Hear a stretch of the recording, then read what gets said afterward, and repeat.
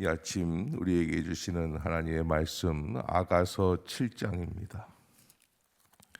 이 아침 우리에게 주시는 하나님의 말씀 아가서 8장입니다.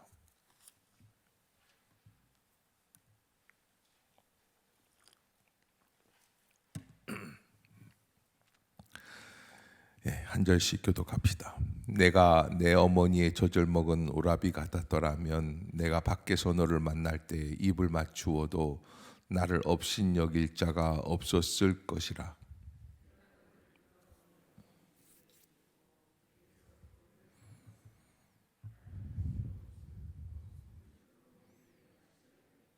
너는 왼팔로는 내 머리를 고이고 오른손으로는 나를 안았으리라.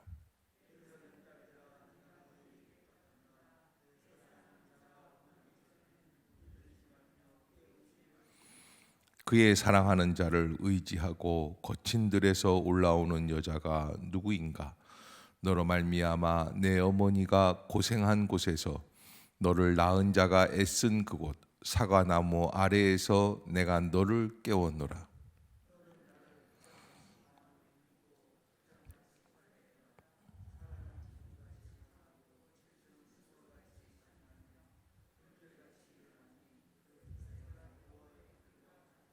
많은 물도 이 사랑을 끄지 못하겠고 홍수라도 삼키지 못하나니 사람이 그의 온 가산을 다 주고 사랑과 바꾸려 할지라도 오히려 멸시를 받으리라.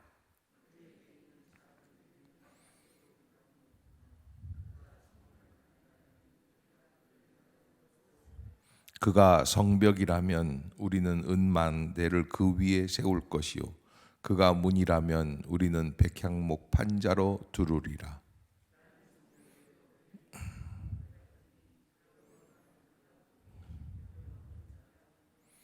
솔로몬이 바알 하몬에 포도원이 있어 지키는 자들에게 맡겨두고 그들로 각기 그 열매로 말미암아 은천을 바치게 하였구나.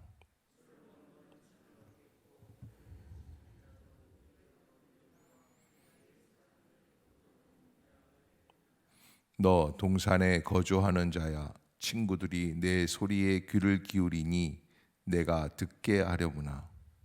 사랑하는 자야, 너는 빨리 달리라. 향기로운 산 위에 있는 노루와도 같고 어린 사슴과도 같아라. 아멘.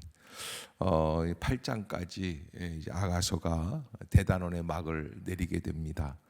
남자 여자의 사랑 이야기이지만 그 사랑 이야기가 정경에 들어와 있는 이유는 그 사랑 속에 우리를 향하신 하나님의 사랑, 또 특별히 우리에게 있어서는 우리를 친밀하게 사랑해 주신 예수 그리스도의 사랑이 녹아내리는 그런 내용들이 다 담겨 있기 때문에 이 말씀은 우리가 정경에 두고 깊이 묵상하며 그리스도의 사랑이 어떠한지를 한 번 더 깊이 묵상해야겠구나 하는 그런 의미에서 이 아가서가 정경에 채택이 되어서 이렇게 있는 것이죠. 우리는 육신적인 사랑에 대해서 마음을 쏟을 때가 많이 있습니다. 그러나 그 육신적인 사랑에 멈춘다면 그 사랑은 큰 의미가 없을 것입니다. 왜냐하면 대부분 사랑은 6개월 아니 3년, 10년 안에 다 끝나버리기 때문에 그렇습니다. 거기에 우리에게 주어지는 것이 있는데 바로 육적인 사랑에서 영적인 사랑의 의미를 발견해 나가는 것이죠. 우리가 남과 여가 사랑할 때 그 사랑의 의미를 어디에 두는가? 예쁘기 때문에, 잘생겼기 때문에 그런 것이 아니에요. 하나님이 정해 주신 사람이다라고 하는 믿음으로 사랑하는 거예요. 하나님이 세워주신 가정이라고 하는 믿음으로 세워나가는 거예요. 아멘. 그렇게 우리가 주님을 사랑하는 그 사랑도 어쩌면 남과 여의 사랑보다 더 뜨겁게 불타오를 수 있다라고 하는 그 사랑 안에서 우리가 주님을 사랑하며 섬기며 나아가는. 그래서 여러분, 그 어떤 사랑이 이 새벽에 이렇게 나와서 주님 앞에 사랑을 고백할 수 있는 뜨거운 사랑이 있을 수 있겠습니까? 가끔 보면 연예인들이 신문에서 아니면 뉴스에서 몰래 데이트하다가 들키죠. 바쁜 스케줄에 정신없이 바쁘게 돌아가는데 그래도 좀 만나고 싶어서 새벽 2시에 새벽 4시에 마스크 쓰고 모자 쓰고 그리고서는 몰래 만나다 사진 찍혀가지고 들키는 일이 있지 않습니까? 그런데 그 사랑보다 더 뜨거운 사랑이 우리의 사랑이 아닌가. 5시 반에 하나님 앞에 나와서 다시 세상에 하나님의 은혜를 사모하는 마음으로 나오는 우리의 걸음. 오늘 아가서의 마지막 이 장을 대미를 장식하는 이 말씀들이 우리에게 주어지는 말씀들이다. 저는 그렇게 생각을 합니다. 8장 1절에서 이 아가서 기자는 그런 이야기를 합니다. 내가 밖에서 너를 만날 때에 입을 맞추어도 라는 이야기가 있어요. 내가 밖에서 너를 만났을 때에 입을 맞추어서. 무슨 이야기냐면 슬슬 몰래 데이트하다가 나중에는 어떻게 하겠다고 하고 싶은 거예요. 모든 사람들 앞에서 얘기하고 싶은 거예요. 사랑이라는 것은 두 사람과의 내밀한 사랑에서부터 시작해서 어디까지 이어집니까? 진정으로 사람들에게 인정받고 싶은 사랑이 있어요. 그런데 우리의 신앙이 바로 모든 사람들 앞에서 나는 그리스도의 사람이야. 아멘. 그렇게 인정받게 되는. 여러분 직장에서도 마찬가지죠. 제가 이제 무학교에 있을 때인데 그 해외 선교를 나가게 되면 한 열흘간 해외 선교를 나가니까 회사에서 젊은 청년들한테 휴가를 열흘씩 안 줘요. 그러니까 이 청년은 사표를 쓰는 거예요. 이현진이라는 청년이었는데 남자 청년이었어요. 그래서 3년을 같이 다녔었는데 3년 내내 사표를 쓰고 나오는 거예요. 그래서 이번에도 썼냐? 그러니까 예, 이번에도 썼어요. 그런데요, 목사님, 저 이번에 깜짝 놀랐어요. 그래서 왜? 3년을 계속 쓰다 보니까 부장님이요 저를 부르더라고요 이번에는요. 그래서 왜요? 그러니까 부장님이 그러더라는 거예요. 야, 너 이번에도 사표 쓸 거지? 예. 그 단기 선교 그 비가 얼마냐? 30만 원이에요.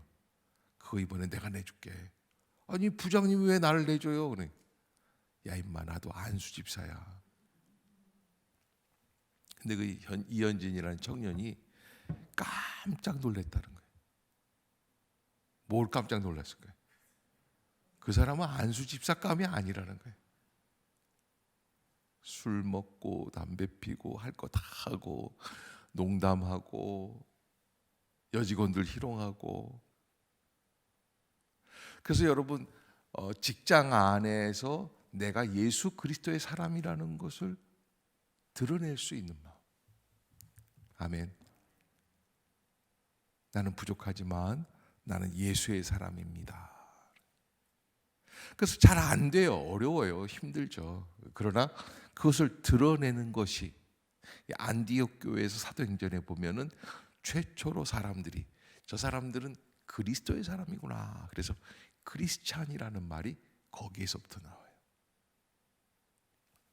그런 마음이 그래서 모든 사람들 밖에서 너를 만날 때 입을 맞추어도 나를 업신여길 자가 없었을 것이다. 이런 이야기를 하는 것은 바로 이렇게 드러내고 싶은 마음이 있다라고 하는 것이죠. 그래서 2절에 보면 그런 외적인 사랑과 더불어서 2절에 내가 너를 이끌어 내 어머니 집에 들이고 내게서 교훈을 받았으리라. 그래서 이삭이 아브라함의 아들 이삭이 부인을 얻어서 그렇게 해서 결혼한 다음에 어머니 집에 살게 됩니다. 예, 그렇게 같이 거하게 되는 거예요. 리브가와 더불어서 어머니 사라의 집으로 들어가게 되는 거예요. 어머니가 쓰던 침대.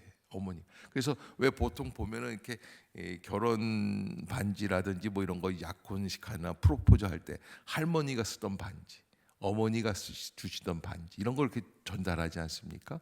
이렇게 그 어머니의 집에 들인다라는 것은 아주 가장 확실한 사람이라는 거예요. 모든 사람들 가운데 가장 내가 사랑하는 사람. 그래서 가장 내밀한, 아주 내적으로 아주 충실한, 겉으로 막 사랑합니다, 좋아합니다 이런 걸 떠나서, 그래서 여러분 밖으로 드러내는 사랑이 있음과 동시에 어떤 사랑이 있어야 돼요? 내적으로 충만한 사랑이 있어야 돼요. 아멘. 그 은혜가 외적과 내적 사랑이 같아야지 돼요. 그게 이제 8장에서 결론을 내리는 사랑이에요.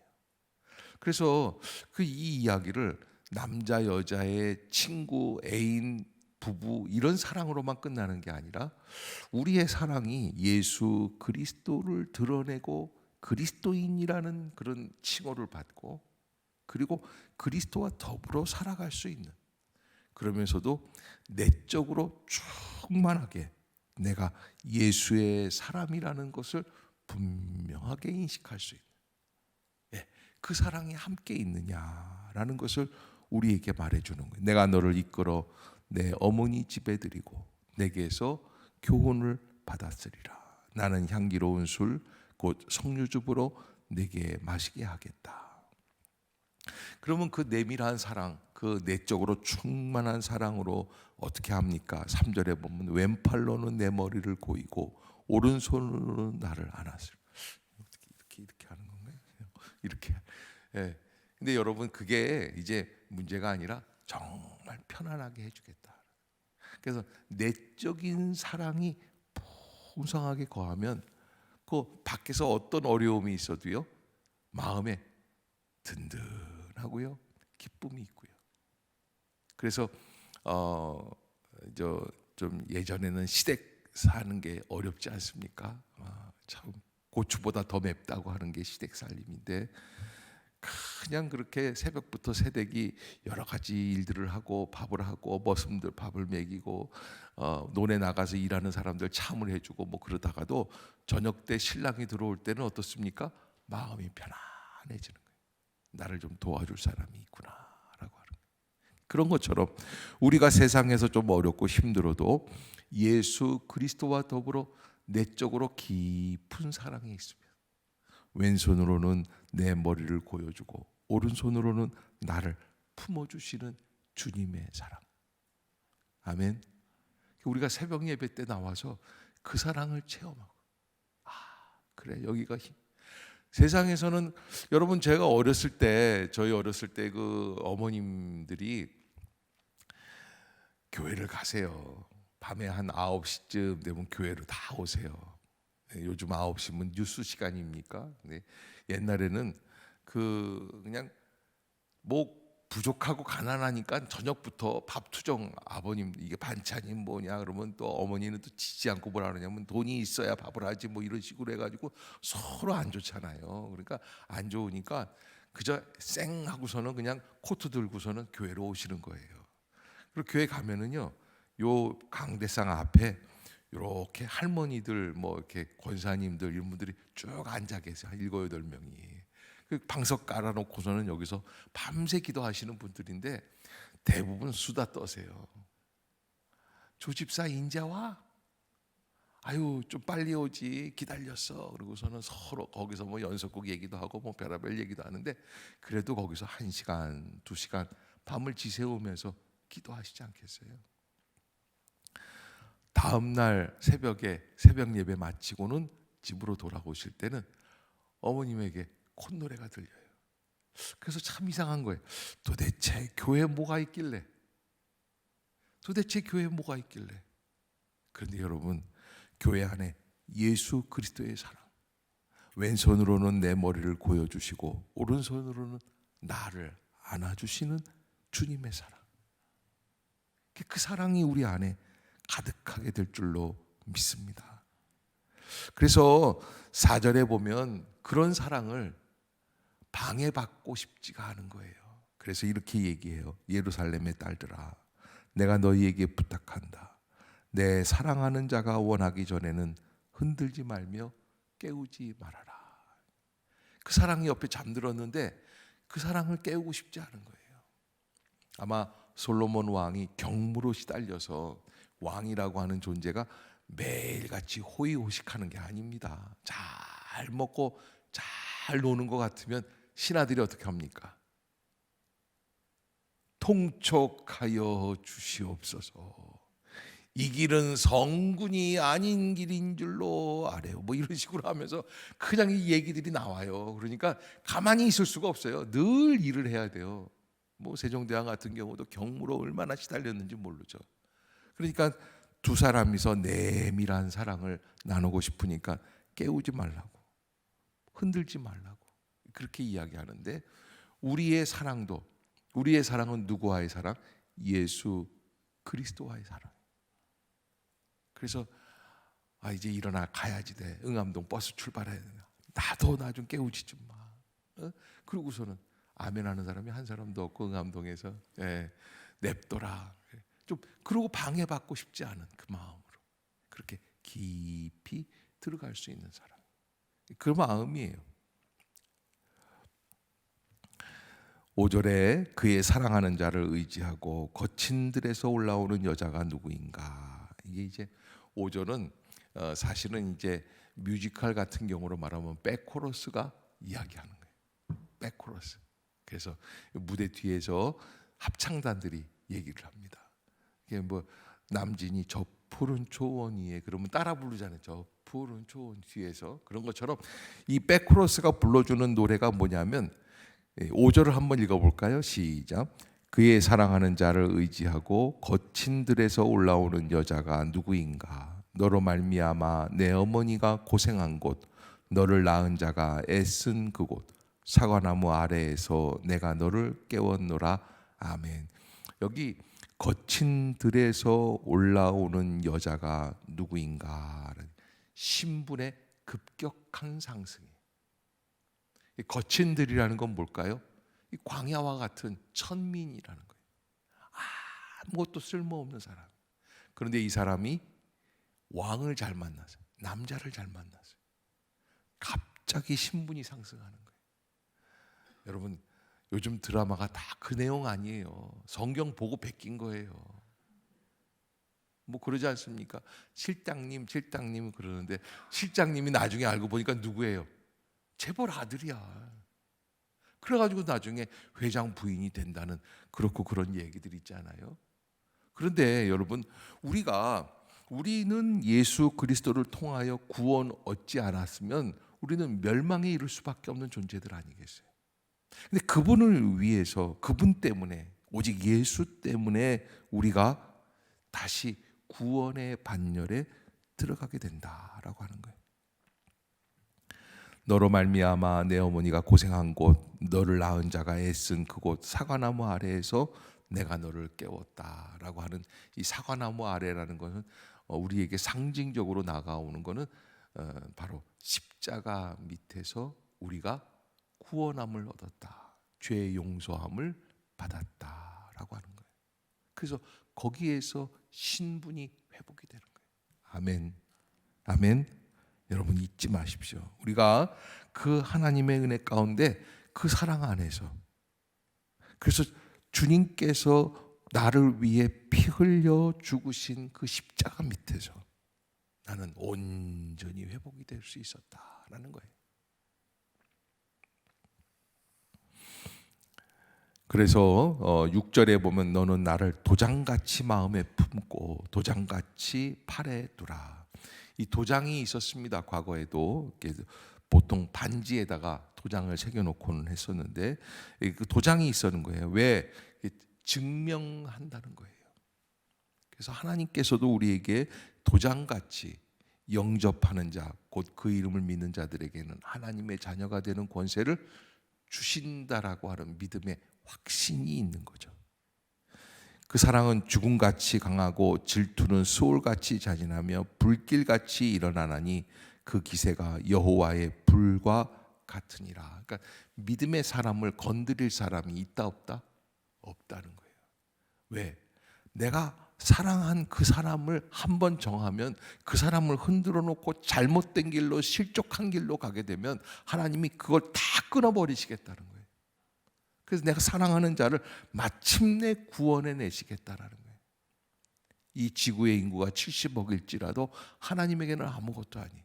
그 사람 다 한 사람 한 사람 한 영혼을 하나님은 다 그토록 소망하시고 갈망하시겠다라고 하는 말씀이에요. 7절을 한번 읽어봅시다. 예수의 사랑이 어떤가? 시작. 많은 물도 이 사랑을 끄지 못하겠고 홍수라도 삼키지 못하나니 사람이 그의 온 가산을 다 주고 사랑과 바꾸려 할지라도 오히려 멸시를 받으리라. 이게 얼마나 지고지순한 사랑의 열정에 대한 노래일까요? 그 사랑이 바로 우리를 사랑하시며 몸버려 피 흘려 죽으신 예수 그리스도의 사랑이다라고 하는 것이죠. 우리가 오늘 이 8장을 정리하면서 하나님의 은혜 가운데라는 어떠한 사랑으로 하나님의 은혜 가운데 거하고 있는가 하는 것을 우리가 한 번 더 되짚어보고, 오늘 13절 14절 한번 마지막 끝부분 읽고 마치도록 하겠습니다. 시작. 너 동산에 거주하는 자야, 친구들이 내 소리에 귀를 기울이니 내가 듣게 하렵나. 내 사랑하는 자야, 너는 빨리 달리라. 향기로운 산 위에 있는 노루와도 같고 어린 사슴과도 같아라. 아멘. 여러분, 우리 나이 때 여러분들이 있는 지금 이때 이 정서에서는 이 사랑이 사실은 별로 의미가 없고 15, 16 이렇게 좀 친구를 만났는데 너무 좋아서 그래서 헤어지기 싫고 놀이터에서 막 잡으라고 술래잡기 하고 뛰어다니고 뭐 그런 거 있잖아요. 이게 뭐 저 해운대 가가지고선 서울 여자 남자가 나 잡아봐라 그러고서는 뭐 그랬는데 부산 여자가 그거 보고서는 나도 그렇게 한번 해야 되겠다 그러고서는 부산 오빠를 한번 때리고 나 잡아봐라. 그러니까 이게 미쳤나 그러네. 근데 그렇게 그 정말 사랑하게 되면은 서로 술래잡기 하고 뛰어다니는 그 마음이 있는 그 사랑이에요. 그 사랑으로 하나님의 은혜 가운데 늘 하나님의 그 팔 안에 안보 안에 거하기를 원하는 그 마음으로 이렇게 마무리되는 아가서입니다. 여러분, 우리가 이 아가서를 깊이 묵상하면서 좀 더 나는 그 주님과 어떤 사랑을 감당하고 있습니까?